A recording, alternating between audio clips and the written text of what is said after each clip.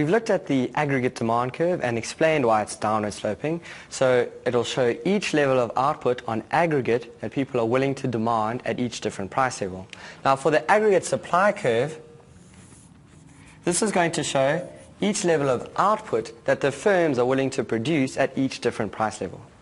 So we've got prices, output, and this is determined on the length of time that it takes for the market to adjust. So in the long run, we're going to have a vertical aggregate supply curve. In the long run, the definition of the long run in this case is that resource prices will adjust in the long run along with prices of goods. So in the short run, the prices of the goods can increase, but resource prices will remain the same. In the long run, goods prices are going to increase and resource prices will have an equal increase. So let's go through an example of that. Let's say the costs to a business are equal to 700 Rand and the revenue that they receive from selling the resources that they use to produce a good is 800 Rand. So the profit is equal to 100 Rand. So it costs them 700 Rand in resource prices, i.e. in terms of wages and resource costs. And then the revenue that they get from selling the good is 800 Rand. And then the profit they receive is 100. Let's say that there is inflation of 10% and it's in the long run, so that the prices of resources and the prices of goods increase by 10%. So the costs are going to be equal to, let's say this is time is equal to 0, time is equal to 1. This is after 1 year with inflation of 10%. Costs are equal to 770. Revenue is equal to 880. And your profit is equal to 110. Now, has your revenue or has your real profit actually increased after inflation of 10%? No, it hasn't. Your profit hasn't actually increased because there has been inflation of 10%. So you have to divide by 1.1, which is equal to 100, to get the actual purchasing power of your money. If all goods are now 10% more expensive and the profit you get is 10% more, you won't be able to buy anything more. Your profit stays the same. So can you see in the long run, when resource prices change to the same extent that goods prices change, the purchasing power of your profit won't have increased. So in the long run, there's no incentive to produce more of the good.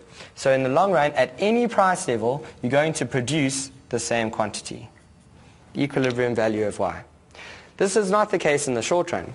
In the short run, let's call this the long run. In the short run, your costs are going to remain the same. So your costs will still be 700. Your revenue will be 880. And your profit is equal to now 180. So your profit has increased by a very large margin in the short run. So there is incentive for the producers to produce more.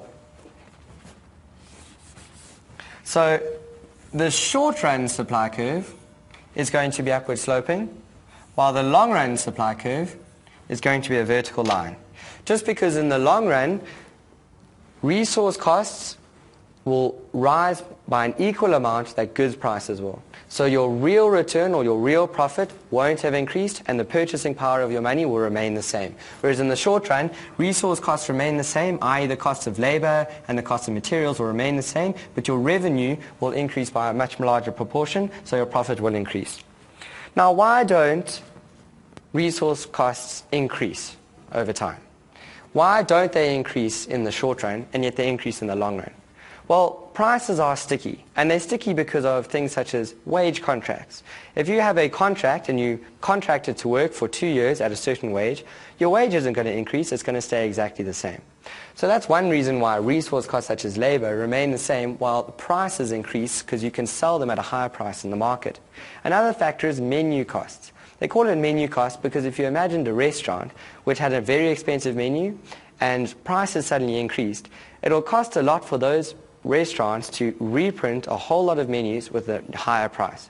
So the cost of changing the price and the cost of getting all your people who buy your good to recognize that there is a higher price by advertising the higher price, the costs involved with that are quite high, so those menu costs are going to restrict firms from increasing those prices.